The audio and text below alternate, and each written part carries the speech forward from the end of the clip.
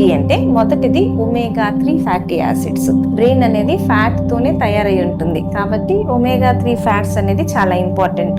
ఇవి ముఖ్యంగా వచ్చేది ఫిష్, చేపల నుంచి. కాకపోతే ఒకవేళ వెజిటేరియన్ మనం ఫిష్ ఎక్కువగా తినమనుకోండి, ఒమేగా 3 అనేది వాల్నట్స్, డ్రై ఫ్రూట్స్, పిస్టాస్ వీటిల్లో వస్తుంది. దాంతో పాటు అవిసె గింజలు, గుమ్మడి గింజలు, చియా సీడ్స్ వీటిల్లో కూడా ఒమేగా 3 అనేది మనకి లభిస్తుంది. ఇవి కాకుండా బ్రెయిన్ కి antioxidants important brain repair కోసం. ఇవి దేని నుంచి వస్తాయి అంటే కలర్ గా ఉండే వెజిటేబుల్స్, ఫ్రూట్స్. అంటే ఇప్పుడు మామిడికాయలు ఎల్లో కలర్ లో ఉంటాయి, ఆరెంజ్ కలర్ లో క్యారెట్స్ ఉంటాయి, గ్రీన్ కలర్ లో గ్రీన్ లీఫీ ఆకుకూరలు ఉంటాయి.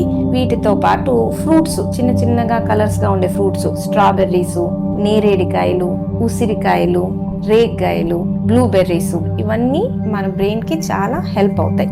దీంతో పాటు పసుపు కూడా యాంటీ ఆక్సిడెంట్స్ ఎక్కువ.